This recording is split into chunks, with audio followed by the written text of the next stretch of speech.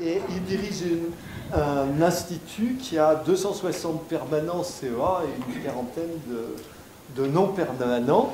Alors il y a un film qui défile en boucle, et je pense que c'est agréable pour vous, et M. Découlet certainement le commentera de la manière que jugera appropriée. J'ai le plaisir donc de l'accueillir en votre nom et de le remercier, et je lui laisse la parole. C'est moi qui vous remercie de m'avoir invité. Bonjour à tous. En effet, ce matin, je vais vous parler de fusion contrôlée par confinement magnétique et puis élargir le problème et le point au rôle qu'a le CEA dans cette histoire-là, et en particulier au regard du projet ITER. Et le premier coup de chapeau que je veux donner à travers ce slide d'introduction, c'est le fait que vous devriez trouver dans 2 ou 3 semaines sur le site du CEA et à disposition un tout nouveau film d'animation qui a été fait en particulier par la direction de la communication de la DSM, mais pas seulement, concernant l'ensemble de la problématique de la fusion magnétique. J'en ai extrait juste un tout petit morceau ici qui concerne le principe du tokamak, et on va retrouver des choses que je vais vous raconter, en particulier donc la présence d'un champ magnétique fermé sous forme sous un axe toroïdal, et puis un plasma qui est piégé par ce champ magnétique que l'on va chauffer et qui va se mettre à igniter et qui va provoquer des réactions de fusion. Donc simplement, c'est un premier coup de chapeau à un tout nouvel outil de communication, et il est clair que de nos jours, les outils de communication sont importants, et celui-là est particulièrement joli, donc je tenais à le souligner aujourd'hui. Donc on va parler de fusion par confinement magnétique, c'est-à-dire en gros de la problématique de mettre le Soleil dans une boîte. Alors pour faire ça, on va sélectionner une réaction nucléaire la plus probable, en tout cas la plus facile à réaliser sur Terre en termes de conditions opérationnelles, qui se trouve être la réaction entre les 2 isotopes de l'hydrogène que sont le deutérium et le tritium, qui, si je m'arrange pour les faire collisionner à suffisamment haute vitesse, donc température, vont me fournir une réaction de fusion exoénergétique, et en particulier la création d'un noyau d'hélium chargé qui va pouvoir rester dans la décharge et continuer à chauffer ce plasma, et d'un neutron qui va sortir et que je vais récupérer sur les parois, en particulier pour faire un certain nombre de choses sur lesquelles je vais revenir. Tout ça, c'est mis dans une boîte. La boîte s'appelle un tokamak, en fait. Qu'est-ce que ça veut dire? C'est une boîte qui a cette forme toroïdale. Dans sa section verticale, on verra qu'elle a plutôt cette forme un petit peu allongée, qu'elle a cette espèce d'objet un peu exotique qu'on va appeler un divertor et que je vais détailler un petit peu plus tard. Mais dans le principe, c'est celui qui était décrit dans le film. J'ai des bobines dites toroïdales qui assurent un champ magnétique intense de plusieurs Tesla dans cette direction-là, corrigé par le fait qu'il y a un courant plasma qui court dans cet anneau et qui crée lui-même, qui induit lui-même un autre champ dans la direction dite poloïdale. Et c'est la combinaison de ces 2 champs magnétiques qui fabrique des hélices de champs magnétiques. Et ces hélices de champs magnétiques, les particules sont piégées le long de ces hélices. C'est ça qui fabrique fondamentalement la boîte de confinement qui va nous permettre de chauffer ces particules, de les faire passer à l'état de plasma et de les faire ensuite collisionner. Donc pour faire ça, on a besoin d'être dans l'état plasma. L'état plasma, je ne vais pas vous faire une leçon sur le plasma, mais ça se trouve dans 99% ou peu s'en faut de l'univers. Et en fait, sous des formes, pression, température, densité excessivement différentes, ça va des éclairs au tube néon, aux soudures, etc. Celle qui m'intéresse, moi, c'est la forme qui est à très haute température et relativement basse, voire très basse densité. C'est celle que je vais savoir créer sur Terre pour recréer les conditions de fusion. Je suis un peu à l'opposé de ce qui se passe dans les étoiles quand même, parce que dans les étoiles, c'est plutôt à très très haute densité et à relativement faible température. Donc la boîte tokamak, c'est ça le principe. Je prends cet anneau toroïdal dans lequel je fais un plasma, et on verra que pour réaliser des conditions de fusion entretenables, ça va à peu près se passer à 200 millions de degrés, 150 à 200 millions de degrés.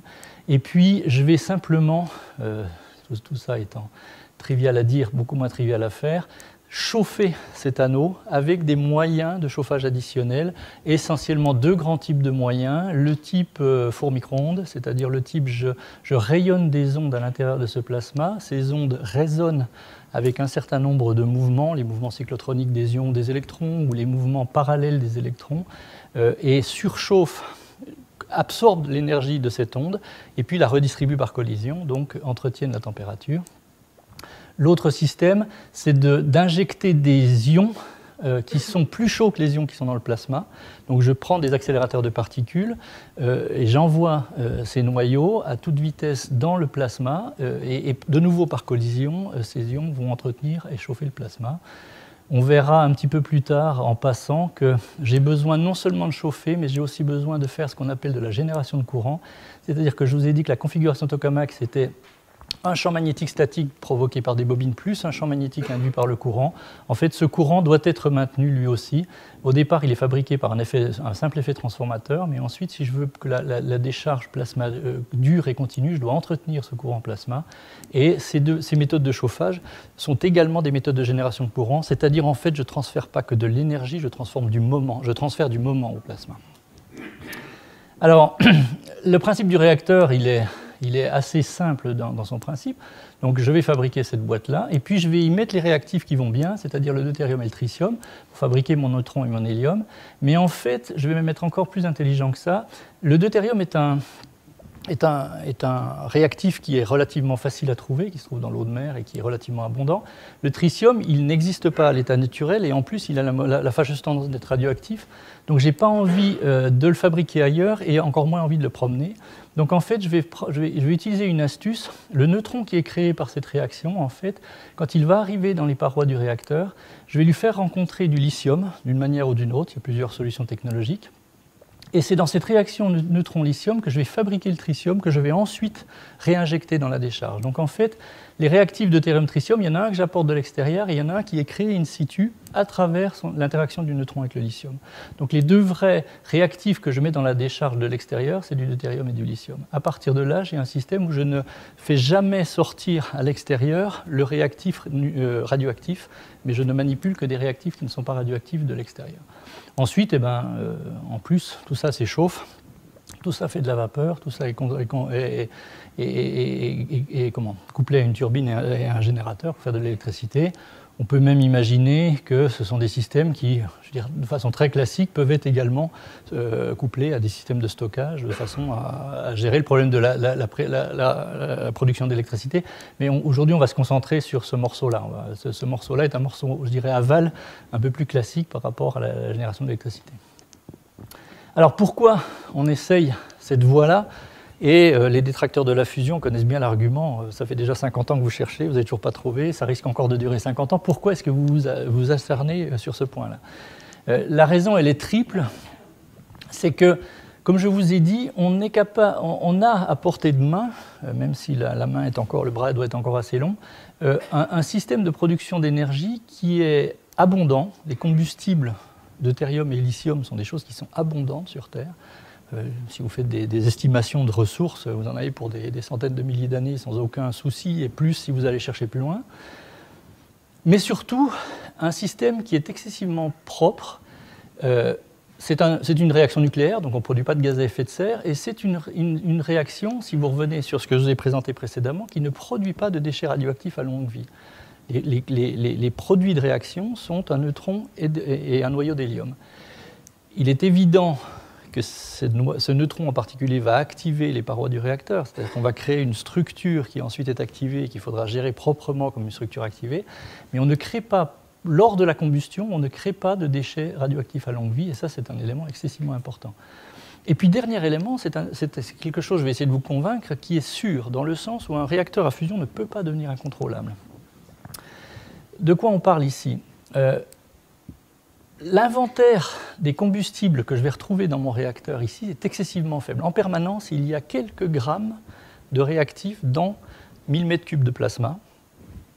Et ces quelques grammes correspondent à une durée de vie de réaction non entretenue. Si je ne fais rien, la réaction va s'arrêter en quelques secondes. Le temps de confinement de l'énergie à l'intérieur de cette décharge-là, pour ITER, est de 4 secondes, 3,6 secondes exactement.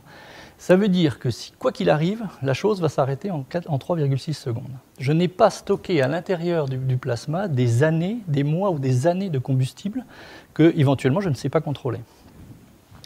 Donc je n'ai pas de risque d'emballement ou de fusion de cœur. La seule chose qui peut arriver dans cette histoire-là, c'est que ça s'arrête, et que ça s'arrête en quelques secondes.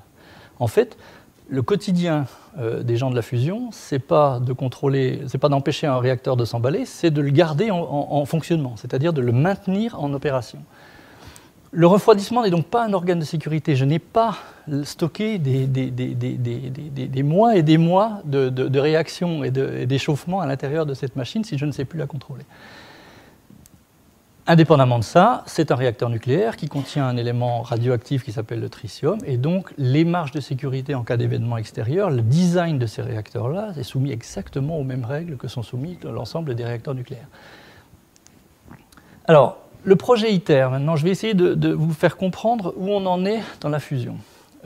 ITER a été lancé en 2006 par un événement médiatique qui était la signature d'un accord international entre 50% de la population, 80% du PIB mondial, pour ne pas le dire, entre tous ces partenaires-là, c'est-à-dire les grands acteurs économiques mondiaux. Et son objectif est la faisabilité scientifique et technique de la fusion comme une source d'énergie. C'est-à-dire, c'est de démontrer que l'ensemble des choses qui ont été développées, que ce soit en physique ou en technologie depuis les 50 dernières années, cet ensemble de choses s'assemble dans une réaction provoquée, entretenue et maîtrisée technologiquement de façon crédible je vais vous donner un certain nombre d'indicateurs. Donc essentiellement, c'est de démontrer la disponibilité et l'intégration de la physique et de la technologie. On a fait énormément de développement et on va essayer d'intégrer ça au seul et un même endroit, en vraie grandeur, c'est-à-dire en faisant la démonstration qu'on est capable de générer 10 fois plus de puissance que l'on en injecte dans la machine. Il est à ce stade extrêmement important que vous compreniez qu'un réacteur à fusion est un amplificateur de puissance. Ça n'est pas quelque chose qui diverge et qui n'est pas ensuite contrôlé. C'est quelque chose qui amplifie de l'énergie. Essentiellement dans ITER, on injectera en permanence 50 MW pour en récupérer 500. D'accord ? Il y a une partie de la puissance qui recircule. Je dois tout de suite dire que, économiquement parlant, pour qu'un réacteur fonctionne à peu près, on estime que ce facteur d'amplification devra être autour de 30 ou 40, ce qui est quelque chose de pratiquement équivalent à 10. C'est vraiment excessivement proche. Donc le but, c'est de générer 10 fois plus de puissance et de le générer sur des durées crédibles. C'est-à-dire de montrer qu'en une dizaine, une quinzaine de minutes, on peut tenir ces conditions-là dans une dizaine et une quinzaine de minutes. Ça permet de déverrouiller un certain nombre de verrous technologiques, de refroidissement, de composants face au plasma, sur lesquels là, je vais revenir. Aujourd'hui, je vais y revenir également, on a su générer une fois la puissance injectée dans la machine la plus grosse qui existe au monde aujourd'hui, qui est JET en Angleterre, et on a su le faire pendant en gros moins d'une seconde. Donc voilà le pas scientifique et technologique qu'on veut passer. Et ce sera pour ITER la façon... En fait, c'est un chemin critique, c'est-à-dire que cette démonstration-là permettra d'ouvrir la voie vers l'étape suivante, qui sera l'étape d'un réacteur de démonstration industrielle, qu'on appelle démo, c'est-à-dire l'étape industrielle de la fusion, à l'horizon à peu près pour son fonctionnement à l'horizon 2040-2050. Celui-là sera chargé, en gros, de faire... Je vous disais à peu près 30 fois plus de puissance que prévu, et cette fois-ci sur des durées sur le continu. Son premier plasma est attendu aux alentours de 2020-2022, et son opération deutérium-tritium, c'est-à-dire cette démonstration-là, est attendue vers 2027. Alors, je vous disais qu'ITER est sur le chemin critique de la fusion. Je vais essayer de vous montrer en un seul slide où c'est qu'on en est. Donc, je vous ai dit, les tokamaks actuels, et en particulier JET, ont atteint ce fameux Q égale 1 en vraie grandeur. Ce sont des machines qui ont fonctionné en deutérium et tritium. Si vous regardez la progression en termes de température centrale du plasma et en termes de triple produit, densité, température et ce fameux temps de confinement de l'énergie, ce temps pendant lequel l'énergie est stockée dans la décharge, la cible pour pouvoir faire Q égale 1 était à peu près à 10 puissance 21 en triple produit. Et voilà, depuis le début de la fusion, alors le vrai début de la fusion, il est marqué par une machine russe qui s'appelle T3, en tout cas le premier tokamak crédible, dans les années, je ne sais plus quoi, je me tourne vers Jean-Marcel, mais on doit être dans les années 60, même pas là. En fait, la machine la plus représentative, en tout cas pour cette audience, c'est la machine TFR, le tokamak de Fontenay-aux-Roses, qui a été un des vrais premiers tokamaks à montrer qu'il y avait quelque chose de significatif. Jusqu'à ITER, vous voyez le nombre de décades qu'on a montées en 50 ans, que ce soit en triple produit ou en température ionique centrale. Donc c'est une recherche mondiale, toutes ces machines-là sont éclatées sur le monde entier, et les premiers grands signes comme quoi on arrivait à quelque chose étaient donnés par des machines comme JET et TFTR dans les années 80-90, en passant grand Q égale 0,1 puis grand Q égale 1. Ça a été vraiment le déclencheur en particulier de la décision de partir vers ITER. Sachant qu'aujourd'hui, dans le monde entier, toutes ces machines-là, celles qui existent encore en tout cas, sont des machines qui fonctionnent en sans tritium, à l'exception aujourd'hui du JET, qui est la seule machine au monde capable, en plus, d'injecter du tritium à dessein. C'est-à-dire que ce ne sont pas des machines qui fonctionnent en tritium en permanence, ce sont des machines qui préparent en deutérium et ensuite on injecte du tritium. Je disais tout à l'heure à M. Soulier, il y a un des rares trucs qui est simple en physique de la fusion, c'est l'extrapolation deutérium vers tritium. Ça, c'est facile. Les sections efficaces nucléaires sont connues comme, sans aucun problème. Donc cette partie-là n'est pas un problème. L'extrapolation entre le deutérium et le deutérium-tritium n'est pas un problème. Donc ce grand Q égale 1 réalisé par JET dans la fin des années 90, ça représentait une génération en fait de 16 MW de puissance. Par rapport à 16 ou 17 MW injectés, mais sur des temps excessivement courts. Ça, c'est la machine JET. En parallèle, la mission qui avait été donnée depuis le début à une machine qui est à cadrage, qui s'appelle Torsupra, dont vous avez sûrement entendu parler, c'est une machine plus petite, donc elle se situe dans ce genre de point de fonctionnement. On n'est pas du tout là-haut en termes de plasma, mais par contre, l'objectif qui a été donné à cette machine depuis le début, c'est de réaliser l'intégration d'un tel plasma dans un environnement technologique qui lui permettra en particulier de survivre longtemps. C'est-à-dire que cette performance obtenue ici, elle n'a pas été arrêtée pour des raisons de plasma, elle a été arrêtée tout simplement parce que la machine elle-même n'est pas capable ensuite d'encaisser l'énergie, la puissance sur des temps très longs. Donc, ITER, pour être vraiment très schématique, ITER est la synthèse entre ces deux machines-là, la synthèse entre la machine JET qui va chercher la performance et son extrapolation vers Q égale 10, et cette machine-là qui va chercher la durée. Vous voyez que si je suis un peu optimiste, je sais pratiquement faire les deux choses dans des machines différentes, je vais essayer de l'intégrer. Alors, il y a un élément que vous devez comprendre ici, on va le retrouver un peu plus tard, c'est que cette progression de performance pure correspond à une progression de taille. Vous comprendrez assez aisément que la fusion demande une taille minimum au plasma, un volume minimum au plasma. J'en parlais aussi à M. Soulier. Moi, je suis personnellement surpris qu'à la fin, une machine de la taille d'ITER fasse la fusion. Il faut que la fusion, la façon dont la nature fait la fusion de façon inertielle dans les étoiles, il faut comprendre que Jupiter n'a jamais ignité. Elle n'a pas réussi, elle n'était pas assez grosse. D'accord ? Donc en fait, on est en train d'essayer d'importer sur Terre un processus et d'essayer de l'adapter de façon à ce qu'il ait une taille raisonnable.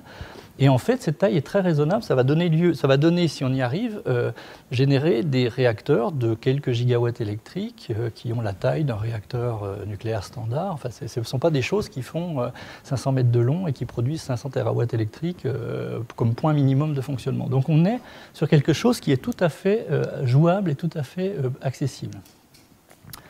Alors, si on le reprend un peu plus version développement technologique, c'est mon transparent DRT, si je reprends les évolutions, on va dire, en termes de technical readiness levels, tels que la NASA sait les expliquer, les processus scientifiques partent de recherche technologique de base pour arriver vers des systèmes opérationnels et fonctionnels. La fusion, elle en est à peu près là. Aujourd'hui, la fusion, elle est sur ces machines, sur ce type de machines très grosses, elle est sur les recherches scientifiques et technologiques de base dans des TRL de 1, 2, un petit 3. Torsupra avait comme objectif, depuis le début, d'essayer d'aller un cran au-dessus en termes de technologie, d'intégrer tous les processus. Allez.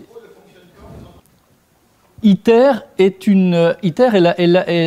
l'essai pour aller vers vraiment la démonstration technologique d'un développement qui fonctionne, sachant que derrière donc, se cache cette fameuse machine, ce réacteur de démonstration industrielle.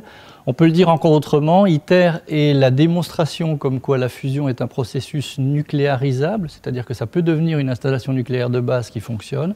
Démo sera l'étape industrielle de la fusion.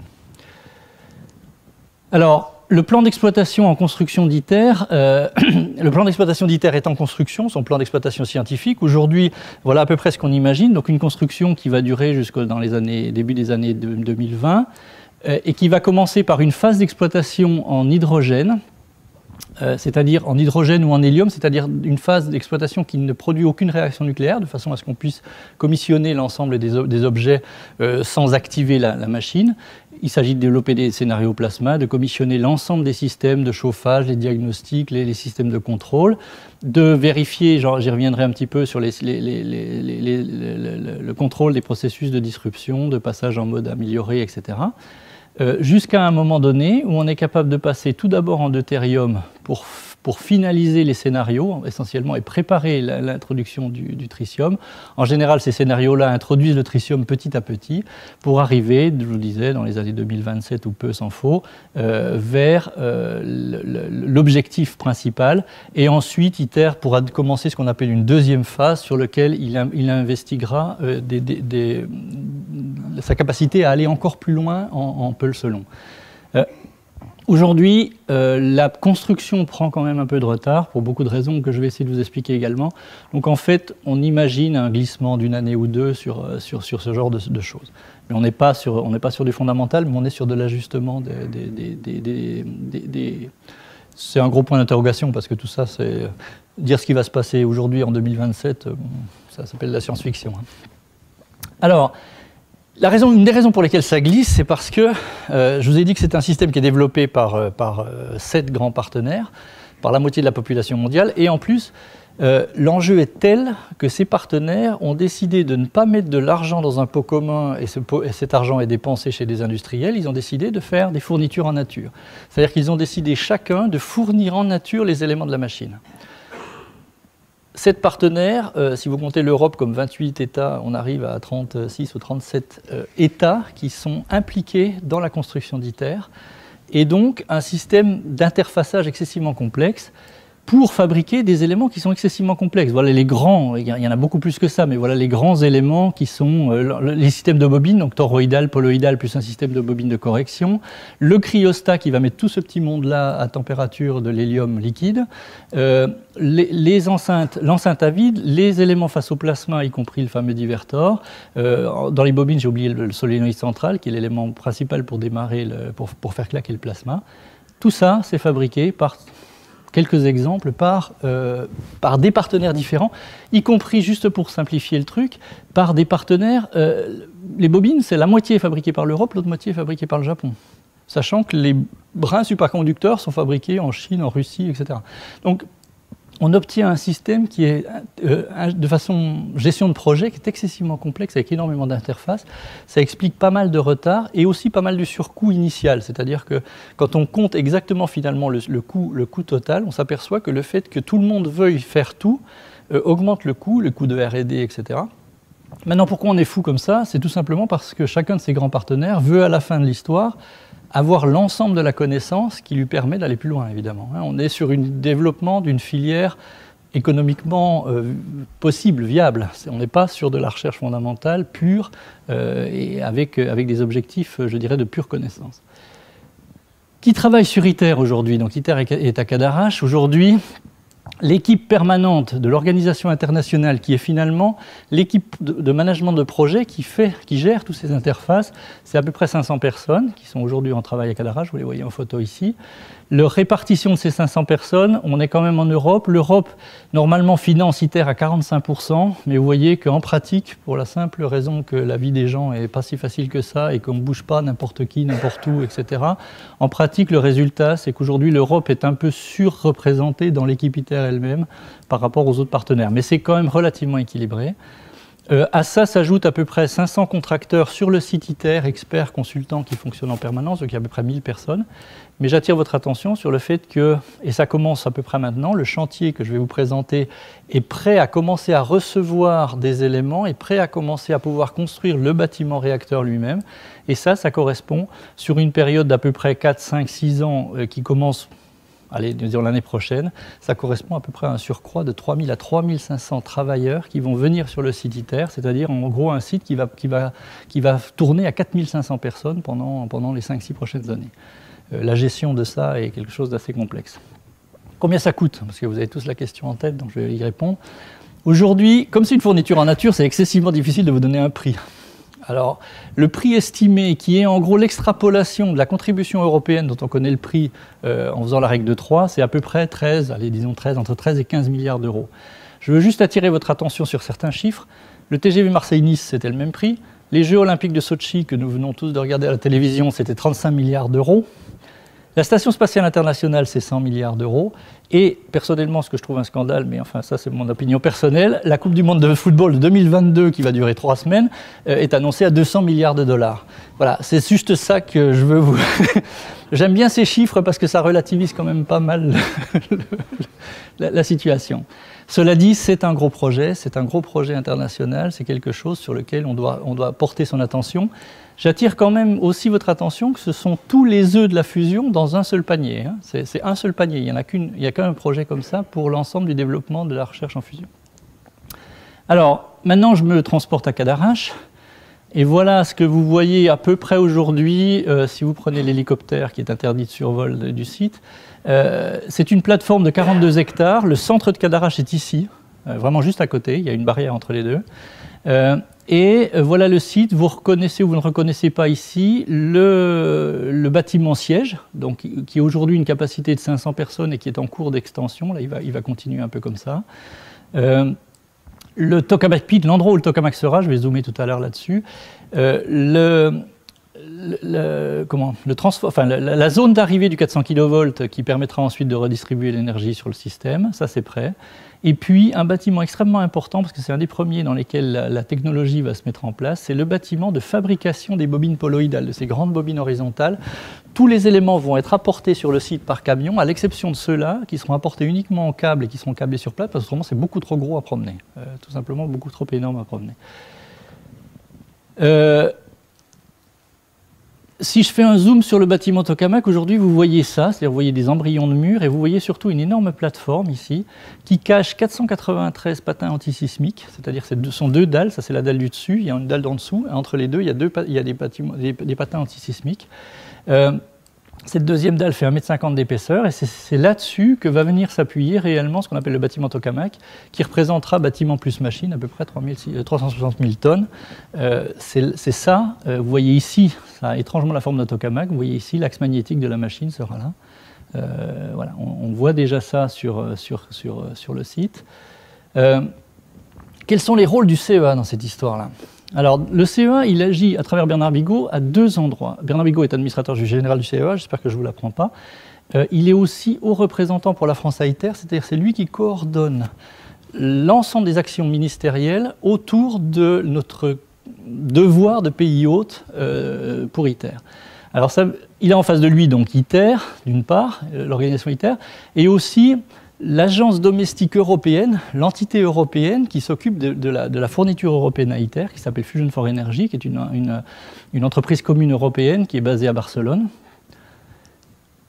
Et en fait, pour assurer sa fonction de représentant pour la France à ITER, il s'appuie sur une agence qui est hébergée par le CEA, qui s'appelle l'agence ITER France, dirigée par Jérôme Pamela, que j'espère certains d'entre vous connaissent ici, et dont le but est d'assurer le respect des engagements de la France, mise à disposition du site, itinéraire, infrastructure, la création de l'école internationale, l'accueil des chercheurs et des travailleurs, le retour ouvert à la fin, et on a cette responsabilité jusqu'au bout, et qui héberge également ce qu'on appelle la cellule ITER Industrie du ministère de l'Industrie, qui fait la coordination de l'ensemble des industriels français avec ce système-là. Et pour ce qui est du CEA pur et dur, c'est-à-dire des activités, je dirais, scientifiques et techniques, il s'appuie sur une cellule de coordination qu'il a placée au sein de l'IRFM, dont je suis le responsable, qui doit coordonner l'ensemble des contributions scientifiques et techniques du CEA hors démantèlement. Le démantèlement est ici. Et donc j'agis comme une porte d'entrée pour l'ensemble du CEA en direction des activités scientifiques et techniques d'ITER. Quelques mots sur l'agence ITER France. L'agence ITER France a énormément d'activités, mais je veux juste prendre 3 exemples pour vous montrer à peu près ce qui se passe et où on en est. La première chose, ça a été l'aménagement de l'itinéraire. Je vous ai dit que tous les objets vont arriver en gros par bateau à Marseille, en fait, à Fos-sur-Mer, un endroit qui s'appelle le port de la Pointe. Et de là, doivent se retrouver à Cadarache, Et en fait, ce sont des composants excessivement lourds et gros. Les lots peuvent aller jusqu'à des lots de 750 tonnes. Et voilà l'itinéraire qui est en fait l'itinéraire officiel et aménagé par la région PACA pour pouvoir, c'est un itinéraire qui prend à peu près 100, qui fait à peu près 100 km et qui permet, voilà. L'agence ITER France a été en charge de mettre en place cet itinéraire, de faire tous les aménagements de ronds-points, de ponts, de routes que vous pouvez imaginer, de traversées de villages, etc. Ça c'est terminé. L'aménagement du port de la Pointe est également quasiment fini, et donc le système est capable maintenant d'accueillir des lots. Dans cet aménagement d'itinéraire, le deuxième grand événement qu'a mis en place l'agence ITER France, c'est le système de convoi. Donc en fait, vous voyez ici, ça s'est passé fin septembre l'année dernière, le premier convoi test. Donc ce convoi test, il avait le poids et le volume du plus gros des lots qui sera livré sur ITER, c'est-à-dire en gros 750-800 tonnes, et vous voyez cette espèce de frame qu'on met autour pour avoir le volume. Et il faut savoir que donc le convoi, enfin l'itinéraire a été testé. Vous voyez le genre de camions dont on parle, le genre de transporteurs dont on parle, qui sont exactement les mêmes transporteurs que ceux qui transportent les pièces de l'Airbus A380. C'est quelque chose, c'est une plateforme en fait où chacune des roues est pilotée de façon indépendante. Il y a je ne sais plus combien, 80 essieux ou je ne sais quoi. Enfin, c'est un truc assez monstrueux. Il faut que vous compreniez, je reviens juste sur un slide en arrière, pour aller de là à là, il faut 4 nuits avec cet objet-là. Cet objet-là se déplace à 5 à 10 km/h. Il est escorté par la police. Petite anecdote, la gendarmerie est obligée d'acheter des motos électriques parce que les motos normales, ça ne suit pas à 5 km/h. Voilà, des choses que des choses comme ça. Tout ça, c'est géré par l'agence ITER France. La première arrivée du premier convoi en pleine nuit, la nuit du 20 septembre, c'était le Tour de France. Hein. Il y avait 500 personnes qui applaudissaient, etc. C'était assez intéressant. Dernier élément dont je veux juste pointer pour l'agence ITER France, parce que je veux pouvoir avancer, c'est l'aménagement de l'école internationale. La ville de Manosque héberge aujourd'hui une école internationale qui permet un enseignement de la maternelle au baccalauréat dans 10 sections linguistiques différentes. Toutes les langues d'ITER sont représentées. Ça représente une capacité d'une école pour, je ne sais plus, 1000 ou 1200 élèves, qui montent en puissance. Je pense qu'il y a à peu près 500 à 600 élèves aujourd'hui dans cette école. Ça permet d'héberger des Chinois, des Coréens, des Russes, des Américains, et d'élever leurs enfants de façon correcte. À tout seigneur, tout honneur, je vais continuer par l'activité donc, de l'Institut de recherche fondamentale qui se place ici à Cadarache, à 500 mètres d'ITER. Alors le cadre est exceptionnel, je suis très content d'être là. Plus précisément, il s'agit d'un institut qui fait de la fusion depuis plus de 50 ans. Ça a commencé ici à Fontenay-aux-Roses avec une antenne qui était également à Grenoble, ça s'appelait le DRFC dans le temps. Et aujourd'hui, c'est 300 chercheurs assemblés autour d'un grand instrument qui s'appelle la machine Thor-Supra, plus d'un certain nombre d'activités scientifiques et techniques que je vais essayer de vous détailler. Le cœur de métier, c'est la fusion par confinement magnétique depuis le début, on n'a pas changé sur ça. Et aujourd'hui, j'ai 3 grands actes de recherche qui sont liés fondamentalement à l'arrivée et à la construction du projet ITER. Mes 3 axes de recherche, c'est d'abord de contribuer à la réalisation scientifique et technique. Je suis un des partenaires, j'aide à la construction d'un certain nombre d'éléments, je vais essayer de vous convaincre lesquels, qui sont tous liés évidemment aux compétences qu'on a développées en opérant cette machine Thor-Supra. Donc on va parler de durée de plasma, on va parler de prolongation de plasma. En même temps, et en particulier au sein du système européen, puisque tout ça est joyeusement déroulé sous la bannière Euratom, j'aide à la préparation de l'opération scientifique d'ITER. Hein, à partir de 2020-2022, il va y avoir des plasmas, il va y avoir des expérimentations, donc ça se prépare. Et on garde une poire pour la suite, pas pour la soif. C'est une activité de pré-design, de compréhension des mécanismes, des besoins que va avoir le réacteur. En plus de tout ça, ITER est une voie obligée, mais il y a un certain nombre de choses, de recherche en particulier en matériaux, etc., qui ne sont pas contenues dans ITER et qui doivent être regardées en tant qu'institut de recherche. Alors le tokamak Thor-Supra, qu'est-ce que c'est? Donc c'est cette machine, c'est un tokamak qui est tout petit, il ne fait que 30 mètres cubes de plasma, hein, par rapport aux 100 mètres cubes de jet ou par rapport aux 800 mètres cubes d'ITER. N'empêche qu'il a depuis le début des éléments uniques au monde qui sont tous liés à ce que j'ai appelé la course de fond, c'est-à-dire tous liés à la prolongation, à l'intégration d'un plasma, à essayer de prolonger sa durée. Ces trois, alors je suis schématique mais peu importe, ces trois grands types de recherche scientifique et technologique autour de l'aimant lui-même, et en particulier de l'aimant supraconducteur, de la problématique du chauffage et de la génération de courant en continu, et de la problématique de l'évacuation de puissance, je vais y venir, de ce plasma. Ce plasma est quelque chose d'extrêmement puissant, on a parlé de 500 MW thermiques, il faut bien à un moment donné que ça se retrouve quelque part dans les parois et que cette puissance s'évacue. Je vous parlerai tout à l'heure du projet West et de la transformation de Thor Supra en projet West, mais ce n'est pas le but initial de l'exposer ici. Alors, quand je dis aimant supraconducteur, donc la première chose qu'on a faite, et là je dois citer le grand pionnier qui est Robert Aymar sur la construction de ce tokamak, et en particulier l'objectif primaire qui était de démontrer qu'un aimant supraconducteur peut être une solution pour un tokamak. Aujourd'hui, c'est démontré, cette technologie a été transférée, j'en cite toujours le CERN et les aimants du LHC, mais il a été transféré surtout à ITER, et nous permet aujourd'hui d'être vraiment en face avant des recherches en supraconducteurs pour la fusion, avec évidemment l'IRFU et l'INAC, qui sont deux grands acteurs aussi de la DSM sur ça. À l'IRFM, on a un banc test qui nous permet, à très haut champ magnétique, qui nous permet de qualifier un certain nombre de choses, et en particulier des brins et des câbles. On a fait toute une qualification et un impact très fort sur les solutions finales choisies par ITER et par JT60SA, je vais y revenir. C'est un tokamak au Japon auquel nous contribuons. Nous avons été à l'origine de la définition des techniques de détection de quench pour l'aimant ITER. Et aujourd'hui, dans ce tokamak japonais, nous fournissons, je vais y revenir, une grosse partie de l'aimant, à savoir la moitié des bobines toroïdales, toutes les alimentations de puissance, l'usine cryogénique qui est fournie par l'INAC, et le banc test des bobines qui est fourni par l'IRFU. Je vais y revenir sur le slide suivant. Et je vous disais qu'on continue à s'intéresser aux réacteurs. Cette compétence-là nous a permis récemment de prendre la direction de la coordination européenne des développements nécessaires pour l'aimant suivant, qui sera l'aimant de démon. C'est un des grands éléments, je ne vais pas tout détailler, mais c'est un des grands éléments de ce qu'on appelle l'approche élargie d'ITER. Quand ITER a été signé, et en particulier quand le site de Cadarache a été choisi, alors que son compétiteur, son challenger, était le site de Rokashomura au Japon, il y a eu un accord entre l'Europe et le Japon, on va dire de compensation, si je puis dire ça comme ça. Cette compensation consiste à construire un certain nombre d'éléments au Japon, et en particulier cette machine-là qui s'appelle JT60SA, qui était un upgrade du tokamak existant. Cette machine-là, elle a la taille du jet, hein, c'est une grosse machine.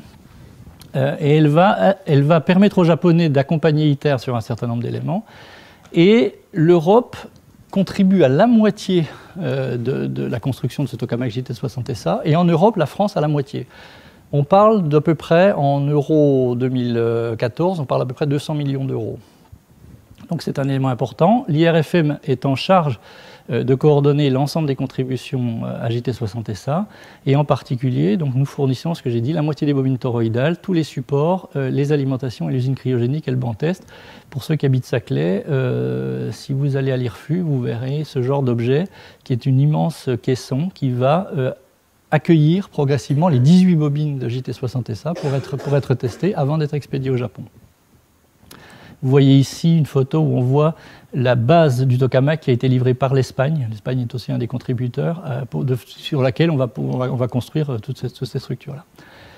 Deuxième élément important, l'IRFM coordonne également tout le research plan, toute la contribution scientifique que l'Europe va faire au plan de recherche. On parle d'une contribution qui implique plus d'une centaine de physiciens, une quinzaine de laboratoires. C'est nous qui coordonnons ça. Deuxième grand élément pour faire de la durée dans les tokamaks, c'est le problème des composants face au plasma. Vous êtes dans un tokamak, vous devez gérer une puissance qui s'évacue. Je vais vous expliquer un petit peu comment par rapport à ce qu'on appelle le divertor, mais peu importe, ça se termine de toute façon sur des composants qui doivent encaisser entre 10 et 20 MW par mètre carré, c'est-à-dire en gros la moitié de la puissance la densité de puissance que vous devriez encaisser si vous étiez assis sur le soleil, donc c'est quand même pas rien. Et ça de façon continue, c'est-à-dire que vous devez créer des composants qui sont capables d'encaisser en surface ce type de puissance et de l'évacuer immédiatement. Alors, les grandes lettres de noblesse de Torsupra de ce côté-là, qui était donc la deuxième phase, une fois qu'on a démontré qu'on avait des aimants supraconducteurs qui marchent, ça a été de développer un certain nombre de ces composants que vous allez retrouver dans les machines, je vais y revenir tout à l'heure. Et pour faire ça, eh bien, vous devez les qualifier, vous devez faire des essais, vous devez travailler avec l'industrie pour les faire, et vous devez avoir des instruments de mesure. Et nous avons à l'Institut toute une plateforme qui nous permet, voilà un de ces instruments, un de ces éléments par exemple. Comment ça marche? Ce sont des tuiles, alors en l'occurrence là c'est du carbone, mais on parlera de tungstène tout à l'heure. Et sous ces tuiles circule de l'eau à toute vitesse, et qui évacue cette puissance. Et vous imaginez bien que le moindre défaut, une tuile qui n'est mal brasée, quelque chose qui fait un mauvais contact thermique entre le plasma et finalement le canal de refroidissement, est à prohiber. Donc il faut tester, il faut comprendre. Tout ça, ça consiste à développer des systèmes de visualisation, en particulier infrarouge, qui nous permettent de mesurer exactement quelle est la température de surface et quelle est son évacuation, que ce soit dans les bancs tests ou que ce soit sur les tokamaks. De façon à pouvoir créer tout le système de la protection, ce qu'on appelle des composants face au plasma. Vous avez dans un tokamak toute une chambre autour qui va encaisser de la puissance à des niveaux de densité de puissance plus ou moins forts. Tout ça, ça doit marcher, ça doit être monitoré, ça doit être surveillé. Ça va jusqu'à la prédiction. Vous avez une image ici, pour ceux qui ont l'œil, vous voyez en fait vous voyez l'intérieur d'ITER. Vous voyez le fameux divertor, l'anneau qui est en bas ici, et vous voyez les murs internes. Et ça, c'est juste une image reconstruite de quelle devrait être la température qu'une caméra infrarouge verrait si elle regardait l'intérieur d'ITER, sachant que toute cette zone-là du divertor est portée à une seule et unique température de 160 degrés, et de 175 degrés, pardon, et tout ce mur interne, de 1600 degrés, et tout ce mur interne est porté à une seule et unique température de 175 degrés. Et en fait, c'est un environnement métallique, c'est un environnement complexe 3D, et vous voyez que les simples réflexions de la lumière font qu'une caméra infrarouge verra plein de points, plein de choses que a l'impression d'être beaucoup plus chaudes que la température, mais en fait, c'est simplement l'image de quelque chose qui est plus chaud ailleurs. D'accord ? Donc pour pouvoir interpréter l'image dans un tokamak de la température que vous voyez quand vous regardez ça avec une caméra infrarouge, vous voulez mesurer la température, il faut déjà comprendre exactement comment la lumière se promène dans cet environnement-là avant de pouvoir détecter une anomalie à la façon dont la lumière se propage. Voilà. C'est ce genre de recherche qu'on fait, en même temps que le développement et la R&D des matériaux, en même temps que la diagnose, c'est-à-dire tous les miroirs, toutes les optiques qui vont permettre de regarder tout ça. On fait l'ensemble de ce type de recherche, et j'y viendrai plus tard. On applique tout ça à l'environnement métallique que le réacteur et que ITER veulent voir maintenant. Dernier élément important pour pouvoir soutenir un plasma de longue durée, eh bien, c'est évidemment le système de chauffage et de génération de courant. Nous sommes spécialistes des systèmes de chauffage et de génération de courant par onde et un peu moins par injection de matière. Essentiellement deux grands types de chauffage par onde. Le chauffage cyclotron ionique, donc là, c'est simplement d'injecter des ondes dans le plasma et de les faire résonner avec le mouvement des ions autour des lignes de champ. Ça se passe à une centaine de mégahertz. Et aujourd'hui, nous avons une plateforme complète qui nous permet, avec un banc test qui opère aux conditions où les antennes de chauffage d'ITER fonctionneront, c'est-à-dire 250 degrés, 44 bars, ultra vide et ce type de fréquence, qui nous permettent de tester un certain nombre de composants. Vous en voyez ici des composants face au plasma, des composants d'adaptation, de matching, qui nous permet également de développer tous les outils de maintenance à distance avec un système de visualisation et de design 3D. Et sachant qu'en même temps, cette plateforme est complétée par un certain nombre de physiciens qui expérimentent et modélisent tout ça et qui permettent d'avoir les contraintes qu'une antenne face au plasma doit satisfaire. La même chose, je dirais, autour de la génération de courant par l'onde hybride. Donc ça se passe à une autre fréquence, ça se passe à 3,7 GHz. Ce chauffage-là, il est essentiellement dédié à soutenir le courant, donc à tirer les électrons dans la direction toroïdale et à soutenir leur courant. À cet endroit-là, on a à peu près le même genre d'activité, avec une chose en plus, c'est que le système prévu pour ITER est aujourd'hui un système d'upgrade. Il n'est pas en place encore pour ITER, il attendra les années 2025-2027 pour être mis en place. Et aujourd'hui, nous avons la responsabilité à l'Institut de coordonner l'ensemble de la R&D mondiale pour pouvoir permettre ce système-là dans ITER. Et en l'occurrence, nous coopérons, dans le vrai sens du terme, les systèmes hybrides, que ce soit sur TorSupra, qui est celui qui en a développé le plus et qui a la plus de grande maturité, et un certain nombre d'autres tokamaks, en particulier des tokamaks asiatiques. J'attire l'attention sur le fait que tous les nouveaux tokamaks en construction dans le monde, à l'exception d'ITER, sont en Asie. C'est important. La science et la technologie évoluent et se complexifient énormément en fusion, ce qui fait qu'on est obligé aujourd'hui de passer par de la réalité virtuelle pour pouvoir designer correctement les systèmes. Ça fait 3-4 ans qu'à l'Institut, on a installé une salle de réalité virtuelle que vous voyez ici, avec un écran suffisamment grand pour pouvoir visualiser des éléments d'ITER en vraie grandeur, avec tout le matériel qui va bien pour faire le suivi opérateur, pour faire les revues de conception. Et on est équipé d'un certain nombre d'éléments, et en particulier pour pouvoir faire progresser la R&D de ces problèmes-là à travers la possibilité d'introduire des mannequins virtuels dans le système, la possibilité d'introduire des systèmes de design avec retour d'effort. Par exemple, on a un bras à retour d'effort, donc ça vous permet de voir quand vous montez quelque chose, si c'est montable ou pas montable, et ça permet de définir toutes les séquences d'assemblage des machines, que ce soit les évolutions de TorSupra ou surtout d'ITER. Donc on a énormément d'activités à cet endroit-là. La dernière des activités qu'on commence à regarder, c'est comment définir des interventions humaines dans des endroits complexes que sont le tokamak. Ce ne sera jamais à l'intérieur, ça se fera toujours par robotique, mais sur l'extérieur, c'est important. Comment optimiser une intervention humaine, et en particulier une intervention humaine dans un endroit où il y a la radiation, etc. Donc calcul des débits de dose, optimisation des interventions, etc. En parallèle, ce système de visualisation 3D nous permet aussi, j'y reviendrai un petit peu, de visualiser de la simulation pure et dure, la simulation de la turbulence plasma, de l'instabilité du plasma, etc. En 3D. Vous pouvez rentrer physiquement dans un tokamak, dans un plasma de tokamak, et vous promener là-dedans. Je parlais de robotique, qui dit conception et qui dit environnement hostile, dit robotique. Il y a deux grands types de robotique, un sur lequel nous ne sommes pas aujourd'hui, qui est la robotique de fabrication, comment installer et désinstaller des gros éléments, des éléments qui vont peser 10-20 tonnes et qu'on doit installer dans un environnement hostile. Nous sommes, nous, sur l'inspection, et en particulier, donc vous êtes dans un environnement, dans un tokamak, il fait très chaud, c'est des éléments qui sont étuvés aux alentours de 200 degrés, il fait un ultra vide. Il y a des conditions de parois qui sont excessivement propres. S'il y a quelque chose qui se passe à l'intérieur, vous avez une question, la seule façon aujourd'hui, c'est de déconditionner cette chambre, d'entrer et de regarder. 1, ça déconditionne la chambre. 2, ça peut prendre extrêmement longtemps. Dans ITER, il faudrait plusieurs mois pour pouvoir déconditionner la chambre et entrer.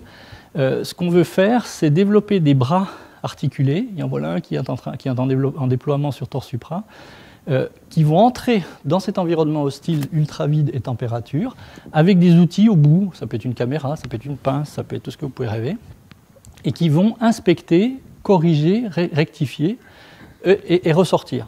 Voilà, c'est le genre de choses que nous avons développé sur TorSupra. Aujourd'hui, ce bras articulé, comme TorSupra est en ouverture, va aller se promener en Chine un petit peu pendant 2-3 ans pour continuer sa vie et revenir sur TorSupra. C'est des choses que nous développons avec la DRT. Et c'est quelque chose qui est excessivement important aujourd'hui, c'est la façon d'optimiser l'opération des tokamaks.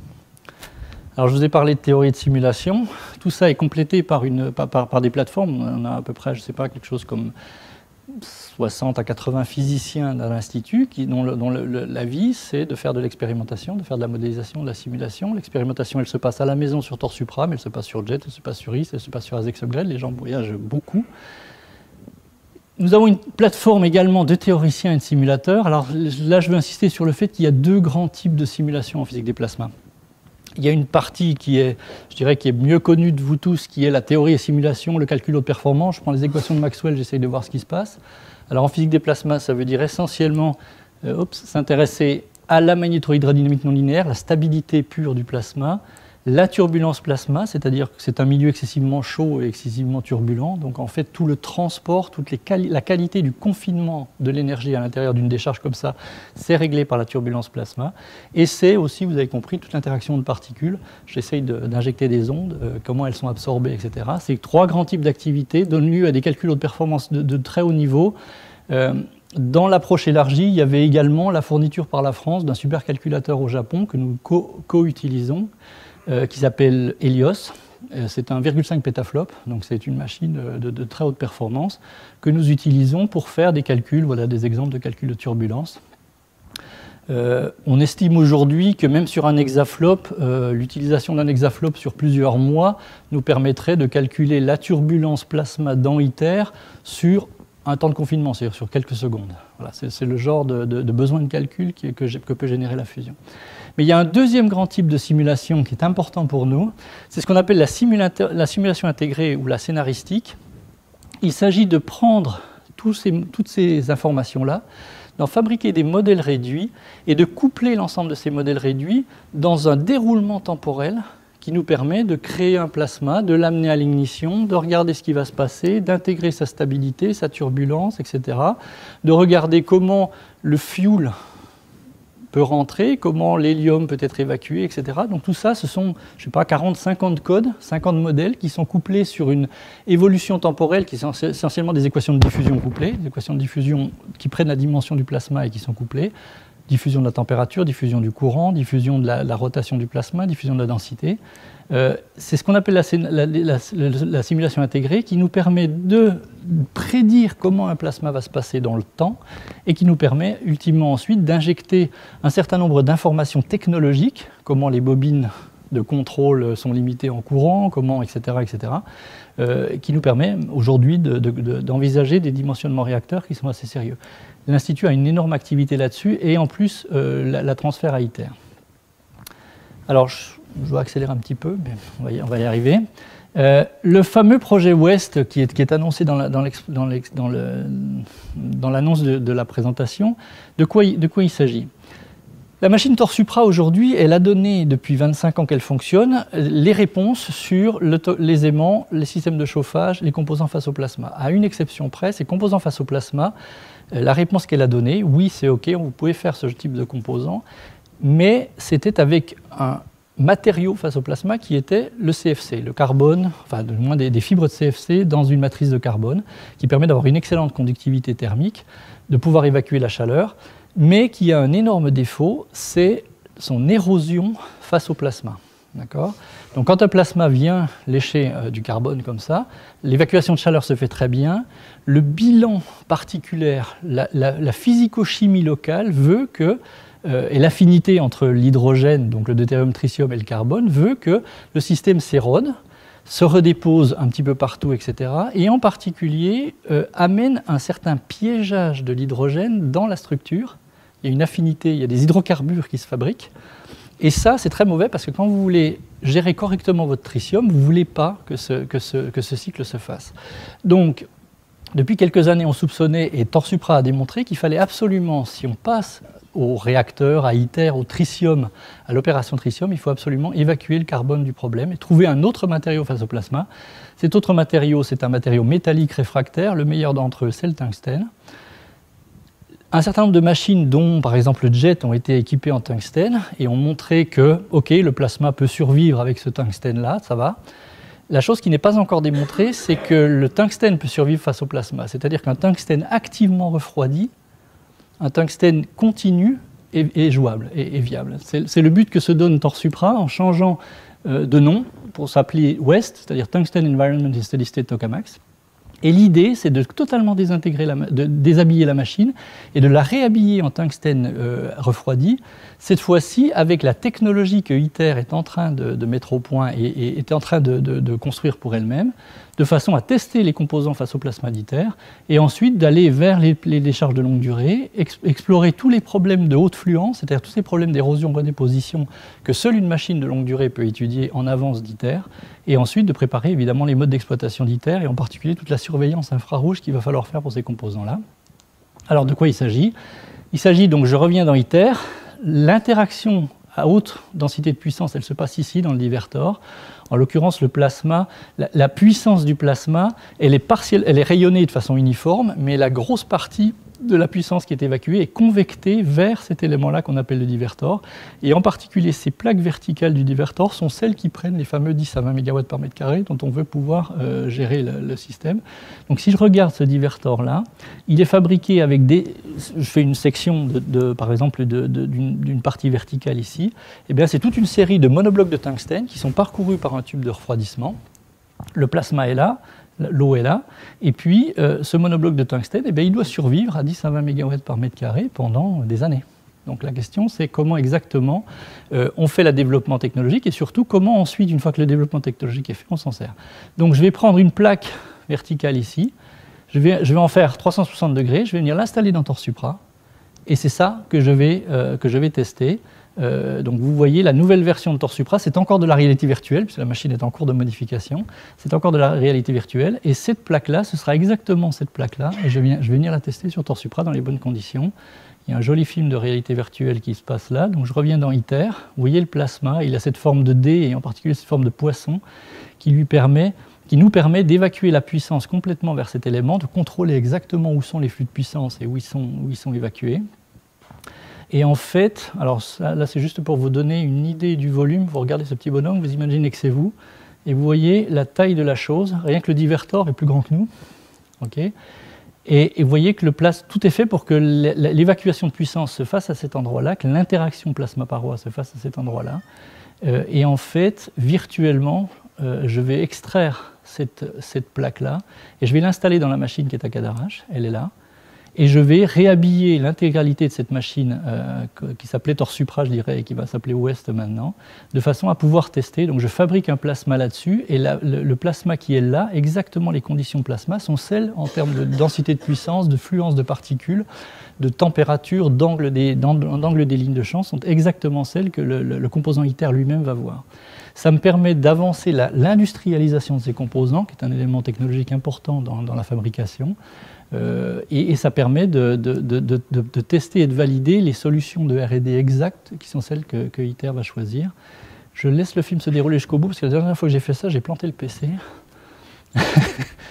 En l'occurrence, il y a un des défis importants pour la modification de la machine, c'est d'intégrer à l'intérieur de la machine des bobines de courant supplémentaires. Et ça, c'est une petite chose qui est en cours de fabrication. Il y a un petit savoir-faire technologique intéressant à développer ici. Donc voilà, en 2016, cette machine reprendra son opération dans ce type d'environnement au service d'ITER. Le planning, c'est celui-là. Vous avez le planning d'ITER ici pour son divertor. Ce divertor doit être installé dans les années 2020-2022. Il faut savoir que le plasma d'ITER va démarrer sans cet élément-là, puis ensuite cet élément sera installé. Donc la phase de préparation, c'est maintenant. La phase de production, c'est à partir de 2016. Nous nous insérons avec une phase de préparation qui est terminée quasiment maintenant, une phase de production qui va commencer, de façon à installer ce type d'éléments dans TorSupra à partir de 2016, disons, et puis de faire toute une série de campagnes de validation d'abord, puis de commissioning et de développement des process de contrôle de cet élément-là à partir de 2018-19. Pour faire ça, on a un réseau de collaborateurs. Il faut savoir que ça correspond également à l'ouverture complètement de la machine TorSupra à l'ensemble des partenaires ITER. Ça, c'est extrêmement important. C'est l'ensemble des partenaires qui prennent cette initiative d'accompagner ITER de cette façon-là. Je ne suis pas sûr que j'ai tout le monde, mais voilà ce que j'ai réussi à spotter sur une carte. Une fois de plus, excessivement important, l'émergence et l'influence des pays asiatiques, et en particulier de la Chine, sur la fusion est quelque chose qui est excessivement notable.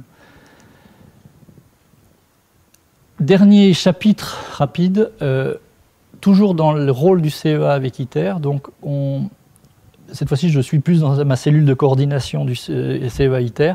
Nous avons 4 grands types de fonctionnement avec ITER. Nous fonctionnons sous contrat à appel d'offres ouvert avec l'Agence domestique européenne. Donc l'Agence domestique européenne fait des appels sur la construction d'ITER, nous y répondons. Je donne des exemples, hein. Les listes sont tellement longues que je ne vais pas m'amuser à vous faire ça. Un élément important pour notre stratégie et nos éléments composants face au plasma, il faut savoir que c'est le CEA et la France qui sont en charge du développement du système de surveillance visible et infrarouge du divertor d'ITER. Donc on est vraiment là dans le cœur du métier, dans le cœur du problème. On travaille sur contrat à appel d'offres direct avec l'organisation elle-même, l'organisation internationale elle-même, Là, je veux souligner quelque chose qui est cher à mon cœur, en tout cas, c'est le fait que c'est de nouveau nous qui avons la responsabilité de développer l'infrastructure de modélisation qui sera utilisée complètement sur ITER, à la fois pour définir ces scénarios et pour analyser ces décharges. Donc c'est nous qui créons ça, avec les Suisses, les Suédois et Areva, donc voilà, dans un consortium. Mais nous travaillons aussi sous forme de contrat cadre. Donc, on a un contrat cadre général entre le CEA et ITER Organisation qui s'appelle le Site Support Agreement, qui a des caractéristiques de sûreté et de sécurité. Donc, quand ITER a besoin de soutien en termes de sûreté et sécurité assez généralisé, elle peut faire appel directement au CEA sans appel d'offres compétitif. En l'occurrence, c'est dans ce type de cadre que nous avons développé l'ensemble des techniques et du savoir-faire pour la détection de quench des bobines. Et aujourd'hui, c'est pour ça que j'ai mis étendu, sur demande d'ITER Organisation, nous sommes en train d'établir un contrat cadre plus étendu, beaucoup plus étendu, qui concernera le support que le CEA va apporter, cette fois-ci à la construction réellement, à l'assemblage d'ITER. Les partenaires vont fabriquer plein de choses, ils vont mettre ça sur un bateau, ça va arriver à Fos-sur-Mer, par camion ça va arriver à Cadarache, qu'est-ce qu'on en fait une fois que c'est arrivé là? C'est de ça dont on parle. Et ça, c'est le futur, c'est les 10 ans qui viennent, ça va être énormément de sollicitations pour le CEA ici. Le premier exemple sonnant et trébuchant, je dirais, c'est le fait que l'Institut de recherche fondamentale, de recherche sur la fusion par confinement magnétique va prendre en charge l'assemblage des feeders des bobines. Qu'est-ce que c'est? L'assemblage des prises de courant qui vont amener le courant sur les bobines toroïdales d'ITER. Mais ce n'est pas qu'une amenée de courant, c'est une amenée de froid. C'est-à-dire c'est quelque chose qui fait passer de la température ambiante à la température supraconductrice. Un feeder d'ITER, ça remplit à peu près cette salle. Il y en a 50 et quelques, cette salle dont on parle. Et nous allons prendre la responsabilité de la définition de l'assemblage, puis de l'assemblage de ces éléments-là. L'Institut, c'est aussi de la formation, beaucoup de formation. La fusion, c'est une aventure de très longue haleine, donc c'est quelque chose où on doit en permanence passer la main et entraîner nos étudiants sur beaucoup de choses. Donc il y a énormément d'activités. Cette activité est faite énormément avec tout le tissu universitaire et recherche académique français, donc ça marche très bien. Les thèmes sont très larges. L'Institut essaye d'ajouter au thème traditionnel de la physique des plasmas tous les thèmes de l'ingénierie des systèmes de fusion, donc ça c'est très lourd. On y passe beaucoup de temps et beaucoup d'efforts, mais ça rend beaucoup, donc on a quelque chose qui est très dynamique. Et dernier élément, c'est la com. Je viens d'en faire un exemple. Il faut comprendre que l'Institut de recherche sur la fusion par confinement magnétique est visité par 5000 visiteurs par an. C'est très lourd, beaucoup de VIP, mais énormément de gens de toute nature. On fait cet effort de communication. Il est important parce que dans un travail partenarial comme ça, il est aussi excessivement important d'être connu, mais ça prend énormément de temps. Dernier élément pour votre savoir personnel, voilà les grands sites web que vous pouvez trouver, que ce soit les sites de l'Institut, les sites de l'agence ITER France, de Fusion for Energy et d'ITER. Et puis, je tiens à remercier tous ces gens-là, plus toute la décom de DSM et la direction de la cellule communication de l'Institut pour la préparation de cet exposé. Je vous remercie.